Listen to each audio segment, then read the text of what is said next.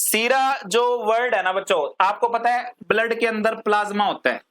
Blood के अंदर क्या होता है? प्लाज्मा होता है ना, और सेल्स होती हैं।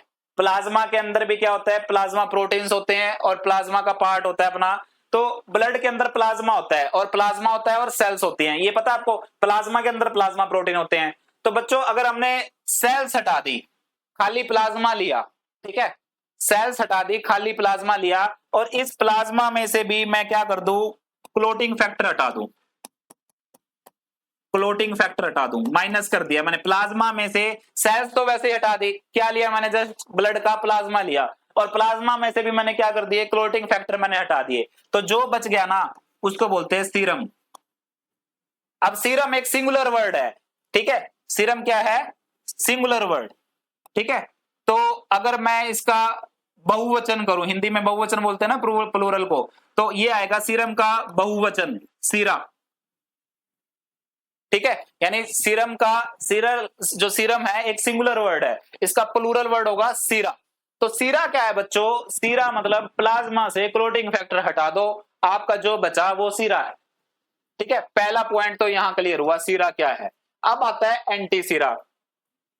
बच्चों अगर मैं आपको दोबारा लेके चलता हूं वही कहानी पे, एक हॉर्स है, ठीक है, घोड़ा। हॉर्स के बॉडी में ब्लड होगा, ऑब्वियसली होगा। इसके ब्लड के अंदर प्लाज्मा होगा, बिल्कुल होगा। प्लाज्मा में से मैं हटा दूं क्लोटिंग फैक्टर, प्लाज्मा में से मैंने क्लोटिंग फैक्टर हटा दिए,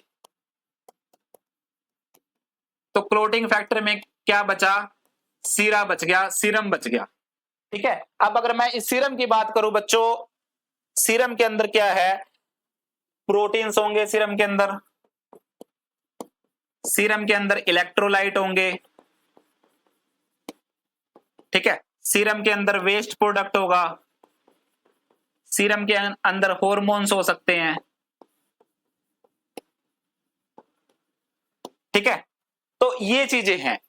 अब ये बच्चों इस हॉरस को ना, मैंने हॉरस को इंजेक्शन लगाए, किसके? किसके इंजेक्शन लगाए? सपोज करो रेबीज वैक्सीन के। मतलब इस हॉर्स को अब मैंने रेबीज वैक्सीन के इंजेक्शन लगाए, इसको इम्यूनाइज किया। हॉर्स को क्या किया? घोड़े को मैंने इम्यूनाइज किया हॉर्स को। तो अब रेबीज के वैक्सीन लगा लगा के, बूस्टर डोज दे दे के मैंने हॉर्स को इम्यूनाइज कर दिया। अब ऑब्वियस सी बात है, वैक्सीन लगा रहे हो रेबीज की, तो बॉडी में जाके हॉर्स के ब्लड में क्या बनेगी? एंटीबॉडी बनेगी, बनेगी एंटीबॉडी।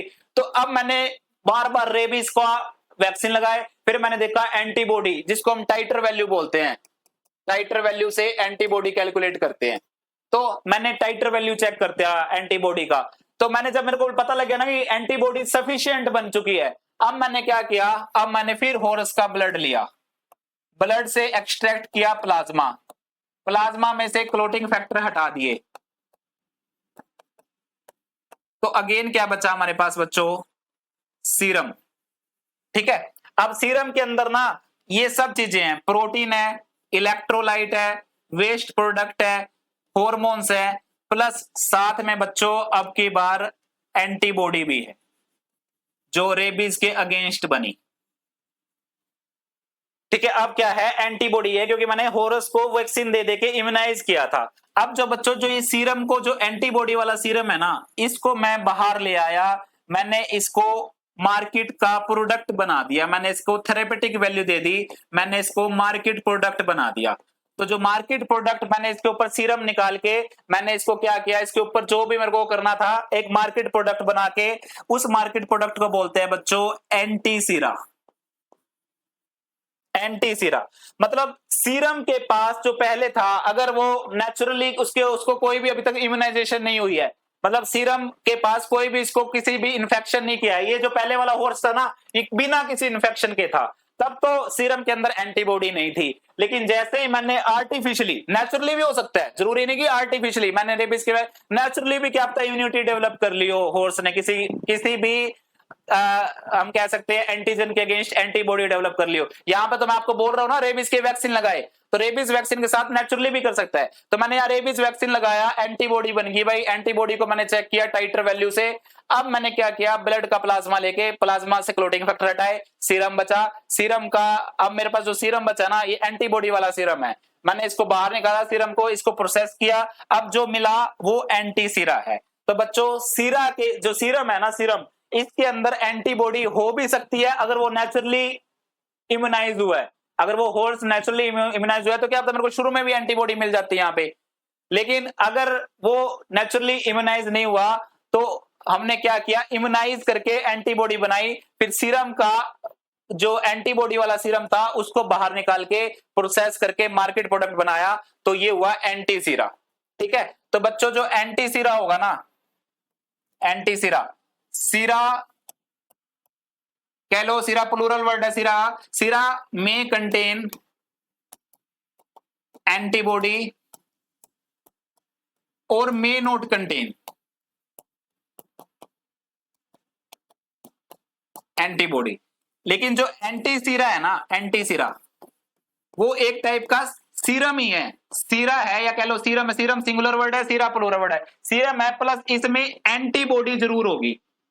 ठीक है, किसी ना किसी एंटीजन के अगेंस्ट एंटीबॉडी जरूर होगी। तो एंटी सीरा में ना, एंटी सीरा में रेडीमेड एंटीबॉडी होती है बच्चों, रेडीमेड एंटीबॉडी।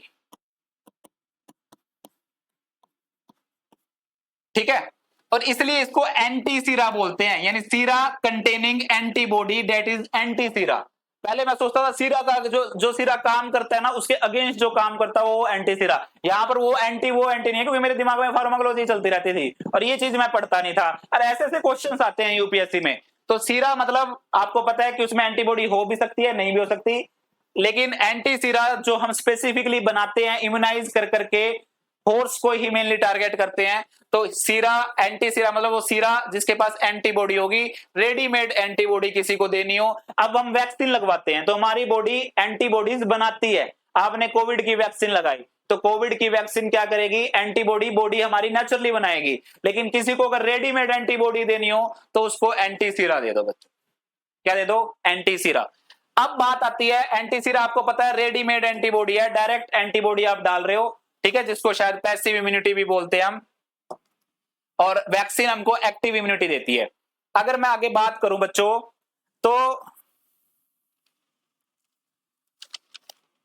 तो हमने सीरम को थेरेपेटिक यूज करके एंटी सीरा बना दिया। तो एक वर्ड होता है एंटीटॉक्सिन, एंटीटॉक्सिन। तो बच्चों एंटीटॉक्सिन क्या होता है, एंटीटॉक्सिन में भी एंटीबॉडी होते हैं और ये भी सीरा के अंदर जो सीरम के अंदर जो एंटीबॉडी होते हैं वही एंटीटॉक्सिन है। यानी अगर मैं कहूं कि भाई एंटी सीरा एक्टिंग एज एंटीटॉक्सिन इन सम केस, कुछ केस में ये एंटीटॉक्सिन का काम कर सकता है और कुछ केस में ये एंटीटॉक्सिन का काम नहीं कर पाएगा। एंटीटॉक्सिन का मतलब क्या है बच्चों, जैसे टेटनस एंटीटॉक्सिन कहूं, मैं कहूं ये टेटनस का एंटीटॉक्सिन है।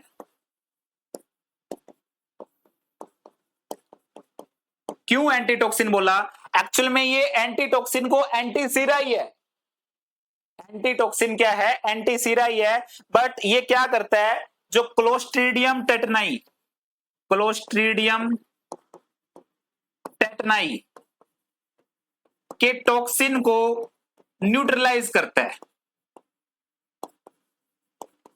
यानी अगर कोई एंटी सीरा किसी टॉक्सिन को न्यूट्रलाइज कर रहा हो तो उसको एंटीटॉक्सिन बोल सकते हैं बच्चों।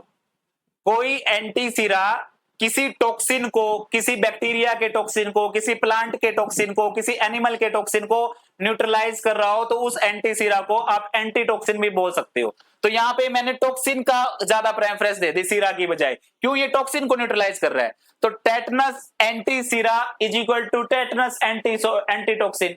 ठीक है, तो यहाँ पे क्लोस्ट्रीडियम टेटनाई का टॉक्सिन न्यूट्रलाइज किया टेटनस एंटीटॉक्सिन ने, है ये एंटी सीरा ही। ऐसे ही आता है, इसको बोलते हैं टेटनस एंटीटॉक्सिन, TAT। एक होता है बच्चों DAT, diphtheria, diphtheria antitoxin.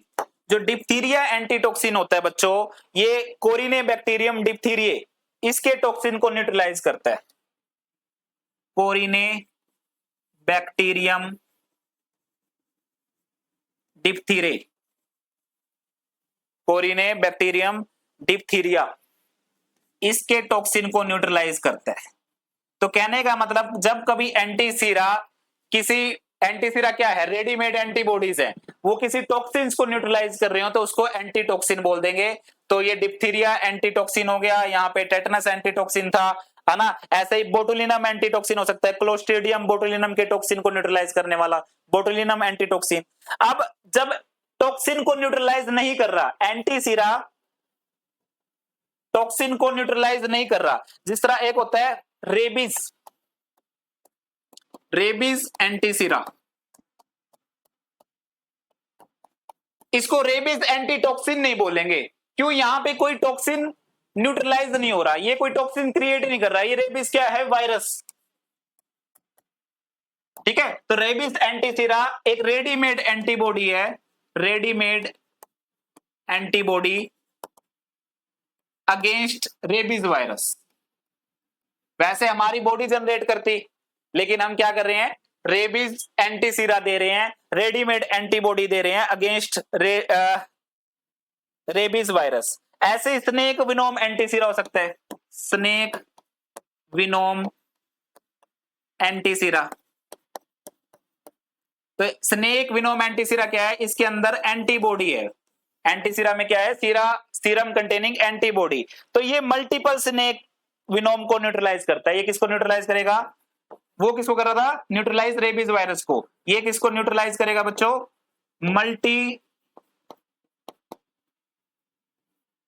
Multi snake venom. अलग अलग टाइप की वैरायटी के जो स्नेक्स होते हैं सबको करता है, इसलिए इसको स्नेक विनोम एंटीसीरा को मल्टीवेलेंट बोलते हैं, मल्टीवेलेंट एंटीसीरा। मल्टीवेलेंट मतलब अलग अलग सांप की स्पीशीज को, उसके जहर को ये न्यूट्रलाइज करता है, इसलिए ये एक मल्टीवेलेंट एंटीसीरा का बेहतरीन एग्जांपल है स्नेक विनोम एंटीसीरा। यहां पर ओनली रेबीज का वायरस न्यूट्रलाइज हो रहा है, तो इसको यूनिवेलेंट एंटीसीरा बोलते हैं। यानी इसके अंदर जो एंटीबॉडी है ना बच्चों, वो केवल एक ही एंटीजन को न्यूट्रलाइज कर रही है, दैट इज रेबीज वायरस के एंटीजन को। और ये जो एंटीसीरा है ना, इसमें मल्टीवेलेंट एंटीसीरा है, क्योंकि इसके अंदर जो एंटीबॉडीज है ना, कई टाइप के एंटीजन को न्यूट्रलाइज कर रही है। स्नेक के विनोम कई टाइप के हो सकते हैं, करेट हो सकता है, कोबरा हो सकता है ना, जो जो सांप की वैरायटी सबको ये न्यूट्रलाइज करता है, इसलिए इसको मल्टीवेलेंट एंटीसीरा बोलते हैं। ठीक है, और जो मैंने, अगर मैं आपको बताऊं, यहां जो मैंने आपको एग्जांपल लिखवाए थे बच्चों, लाइक टेटनस एंटीटॉक्सिन, ये भी एक एंटीसीरा है। ये किसको न्यूट्रलाइज कर रहा था, न्यूट्रलाइज कर रहा था ये टॉक्सिन ऑफ क्लोस्ट्रीडियम टेटेनाई, है ना। तो जितने भी ये टॉक्सिन्स मैंने आपको लिखवाए थे ना, ऐसे ही डिप्थीरिया एंटीटॉक्सिन, ये किसको न्यूट्रलाइज कर रहा था बच्चों, neutralize toxin of Corynebacteria diphtheria, Corynebacterium diphtheria. तो बच्चों ये जो टॉक्सिन्स है ना, कोरिनेबैक्टीरियम हो गया, क्लोस्ट्रीडियम टेटनाई के टॉक्सिन्स हो गए, ये टॉक्सिन्स क्या होते हैं, अब मैं आपको टॉक्सिन्स के ऊपर बता रहा हूं। टॉक्सिन्स जो मैं आपको बताऊं अगली स्लाइड में है शायद, ये चलो ये बाद में देखते हैं, इसको मैं आपको टॉक्सिन बता रहा हूं। अब ये टॉक्सिन बैक्टीरिया भी सिक्रीट करते हैं, प्लांट भी करते हैं और एनिमल भी करते हैं। मेनली यहाँ पे हम बात करेंगे बैक्टीरिया के ऊपर, क्योंकि सबसे ज्यादा इन्हीं का ही क्लिनिकल केस रहते हैं। तो बैक्टीरिया क्या करता है बच्चों, एक आता है एक्सोटॉक्सिन और एक होता है एंडोटॉक्सिन। आपने ऑब्वियस बात है इस चीज को पढ़ा होगा, ठीक है। तो कई बार यहां से क्वेश्चंस आते हैं बच्चों, एक्सोटोक्सिन और एंडोटोक्सिन। तो एक्सोटोक्सिन्स क्या होते हैं, ये सिक्रेटेड प्रोटीन होते हैं। ये क्या है, एक्सोटोक्सिन क्या होते हैं, प्रोटीनेशियस इन नेचर होते हैं, प्रोटीनेशियस इन नेचर, प्रोटीन होंगे, ठीक है। और प्रोटीन होंगे कौन करेंगे, सम ग्राम पॉजिटिव बैक्टीरिया और some gram negative bacteria, gram negative bacteria, ये सिक्रिएट करते हैं बच्चों एक्सोटोक्सिन। जो मैंने अभी आपको बताए थे ना, कौन कौन से, क्लोस्ट्रीडियम टेटेनाई, ठीक है, कोरिनोबैक्टीरियम डिप्थीरिया, है ना, और बोटुलिनम का क्लोस्ट्रीडियम बोटुलिनम, क्लोस्ट्रीडियम बोटुलिनम। तो ये सारे जितने भी टॉक्सिन थे ना बच्चों, वो एक्सोटोक्सिन थे, ठीक है। चाहे मैं यहां शॉर्ट फॉर्म में लिख रहा हूं, क्लोस्ट्रीडियम टेटेनाई, सीटी, डिप्थीरिया, कोरिनेबैक्टीरियम डिप्थीरिये और क्लोस्ट्रीडियम बोटुलिनम, ये सारे किसके थे, एक्सोटोक्सिन थे। ये प्रोटीनेशियस नेचर के होते हैं बच्चों। और जो एक्सोटोक्सिन होते हैं ना, ये हाईली एंटीजेनिक होते हैं, हाईली एंटीजेनिक, मतलब बॉडी, अगर ये टॉक्सिन्स हमारे ब्लड में आते हैं ना, हमारी बॉडी में एंटीबॉडी प्रोड्यूस होती है, बहुत सारी एंटीबॉडी प्रोड्यूस होती है। यानी कहें इसको ऐसे बोले कि ये एक्सोटोक्सिन की इम्यूनोजेनिसिटी, एक वर्ड होता है इम्यूनोजेनिसिटी, इम्यूनोजेनिसिटी मतलब होता है capability to produce antibody against antigen, antigen के अगेंस्ट एंटीबॉडी प्रोड्यूस करने की काबिलियत। तो इम्यूनोजेनिसिटी इनकी स्ट्रॉन्ग होती है बच्चों, ठीक है। तो इसलिए एंटीबॉडी बनती है, तो हम रेडीमेड एंटीबॉडी बना पाते हैं। अब मैं होरस के अंदर टॉक्सिन डालूंगा, किसका, कोरिनेबैक्टीरियम का, ठीक है, तो उसके अगेंस्ट एंटीबॉडी बनेगी, बहुत सारी बनेगी, क्योंकि ये हाईली स्ट्रॉन्ग इम्यूनोजेनिसिटी करता है, हाईली एंटीजेनिक, एंटीजेनिक बोल लो, ये स्ट्रॉन्ग इम्यूनो, यानी एक्सोटोक्सिन के अंदर हमारी बॉडी में भर भर के एंटीबॉडी बन सकती है, ठीक है। और ये प्रोटीन नेचर का होता है। तो बच्चों जो एंडोटॉक्सिन होता है ना, अब थोड़ा मार्कर चेंज करते हैं, एंडोटॉक्सिन, एंडोटॉक्सिन क्या होता है, पहली बात तो ग्राम नेगेटिव बैक्टीरिया होता है, उसी के केस में होगा। उसकी जो सेल वॉल होती है, उस वो बनी होती है लाइपोपोलीसैकेराइड की, एलपीएस, लाइपोपोलीसैकेराइड, इसी को बोलते हैं एंडोटॉक्सिन, ठीक है।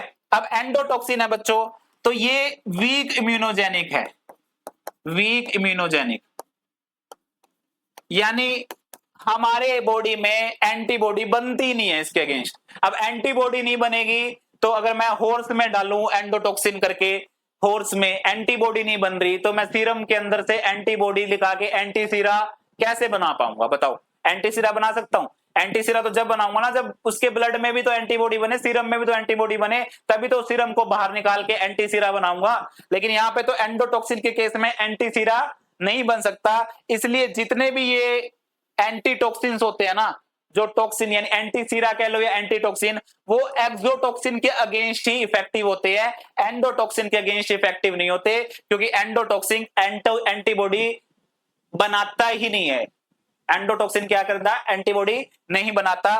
तो ये जो एंडोटॉक्सिन कब रिलीज होता है, जब बैक्टीरिया मरता है, जब बैक्टीरिया डाई होगा ना, बैक्टीरिया की डेथ होगी, तब जाके ये एंडोटॉक्सिन रिलीज होगा। अब एक बात बताओ, मुझे ना ग्राम नेगेटिव एंडोटॉक्सिन का इन्फेक्शन हुआ, अब मेरे को पता है मेरी बॉडी एंटीबॉडी बना ही नहीं पाएगी, क्योंकि ये वीक इम्यूनोजेनिक है। अब मुझे इमेजिन करो आप, मुझे भाई मेरे को ग्राम इसका इन्फेक्शन हुआ, एंडोटॉक्सिन जो कि ग्राम नेगेटिव बैक्टीरिया का इन्फेक्शन हुआ, इकोलाई ग्राम नेगेटिव है, ऑब्वियस सी बात है। तो मेरे को इसका इन्फेक्शन हो गया, इन्फेक्शन हो गया, मेरी बॉडी में क्या रिलीज हो रहा है, एंडोटॉक्सिन, लेकिन मेरी बॉडी एंटीबॉडी नहीं बना पाएगी, क्योंकि ये वीक इम्यूनोजेनिक है। अच्छा, अब क्या होगा, अब एंडोटॉक्सिन ग्राम नेगेटिव बैक्टीरिया को जब मैं ऐसी दवाई लूंगा, एंटीबायोटिक, जो ग्राम नेगेटिव बैक्टीरिया को किल करेंगी, तो मैंने अभी बताया जब बैक्टीरिया की डेथ होती है ना, तब जाके एंडोटॉक्सिन रिलीज होता है। मैं ऐसी एंटीबायोटिक खा रहा हूं जो इस ग्राम नेगेटिव बैक्टीरिया की डेथ कोज कर रही है मेरे ब्लड में, और उससे और ज्यादा एंडोटॉक्सिन रिलीज हो रहा है। तो क्या अब मैं एंटीबायोटिक ना खाऊं, एंटीबायोटिक तो खानी पड़ेगी। क्यों, क्योंकि एंडोटॉक्सिन, अगर मैं एंटीबायोटिक नहीं खाऊंगा तो ग्राम नेगेटिव बैक्टीरिया का नंबर बढ़ता जाएगा, लेकिन वो मर तो नहीं रहे, मर तो रहे हैं, मर नहीं रहे, मर रहे हैं, नेचुरली तो मरते हैं ना। भाई एक दिन के बाद 2 दिन के बाद नेचुरली मर रहे हैं, ऊपर से नंबर भी बढ़ता जा रहा है, फिर वो मरते भी, जितना ज्यादा नंबर बढ़ेगा उतना ज्यादा मरेंगे भी सही, और ज्यादा लोड बढ़ता जा रहा है, और ज्यादा इन्फेक्शन बढ़ता जा रहा है। तो एंटीबायोटिक तो ग्राम नेगेटिव के केस में लेनी पड़ेगी, लेकिन साथ में अगर ज्यादा इन्फेक्शन बढ़ा हुआ है तो आपको क्या करना पड़ेगा, ऑक्सीजन लगवाना पड़ेगा, फ्लूइड्स लगवाने पड़ेंगे, आईवी। तो इस तरीके से एंडोटॉक्सिन को ठीक करते हैं। एंडोटॉक्सिन के लिए कोई भी एंटीटॉक्सिन काम नहीं करता, एक्सोटॉक्सिन के लिए करता है। तो सीरा का मतलब समझ में आ गया, सीरा इज तो सिंपल सीरम, ठीक है, जिसमें एंटीबॉडी हो भी सकती है, नहीं भी हो सकती। एंटी सीरा, सीरम के अंदर एंटीबॉडी करके उसको बाहर निकाल के हमने थेरेपेटिक एक वो बना दी, डेट इज एंटी सीरा, जिसके अंदर रेडीमेड एंटीबॉडी होगी। एंटीटॉक्सिन, एंटी सीरा ही एंटीटॉक्सिन का काम कर सकता है, अगर वो सीरा भाई टॉक्सिन को न्यूट्रलाइज कर रहा है, और वो भी कौन से टॉक्सिन को न्यूट्रलाइज करता है, एक्सो को, एंडो को तो करता ही नहीं है, तो उसको हम एंटीटॉक्सिन बोल देंगे। टॉक्सिन आपको मैंने बताया 2 टाइप के होते हैं। टॉक्सिन क्या करते हैं, डिजीज कोज करते हैं, चाहे वो एक्सोटॉक्सिन हो चाहे वो एंडोटॉक्सिन हो, डिजीज कोज कर रहे हैं, इन्फेक्शन कोज कर रहे हैं। अब रह गया टॉक्सोइड। टॉक्सोइड क्या है बच्चों, टॉक्सिन आपको पता है क्या करते हैं, डिजीज कोज करेंगे, इम्यूनोजेनिक होंगे प्लस डिजीज कोज, मतलब एंटीबॉडी भी बना रहे हैं साथ में डिजीज भी कोज कर रहे हैं। टॉक्सोइड बच्चों क्या होता है, टॉक्सोइड बहुत बार क्वेश्चन आता है।